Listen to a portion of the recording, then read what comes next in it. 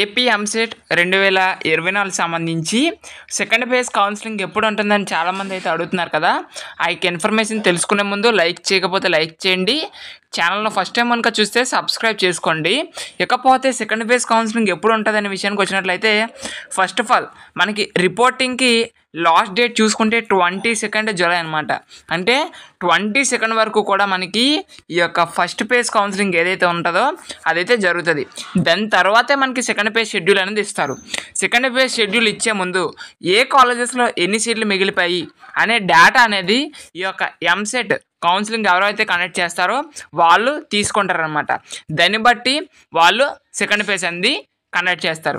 So ఈ యొక్క data తీసుకోవడానికి ఎలా కాదనుకున్న ఒక 7 days అనేది టైం అనేది పడుతుంది. అంటే మనకి 29th అనేది వచ్చేస్తుంది. సో ఒక 2 days కౌన్సిలింగ్ షెడ్యూల్ రూపొందించడానికి టైం పట్టినా కూడా మనకి ఎట్టి పరిస్థితుల్లో August 5th నుంచి August 15th మధ్యలో ఈ యొక్క సెకండ్ ఫేజ్ కౌన్సిలింగ్ అనేది కండక్ట్ చేయడం అయితే జరుగుతుంది. ఓకేనా, ఇది ఇన్ఫర్మేషన్ అన్నమాట. సో ఇంకా ఏదైనా అఫీషియల్గా ఇన్ఫర్మేషన్ వచ్చినా మీ వరకు మేమైతే ఇన్ఫార్మ్ చేస్తాము. కాబట్టి మన ఛానల్ అయితే సబ్స్క్రైబ్ చేయండి. Thanks for watching this video.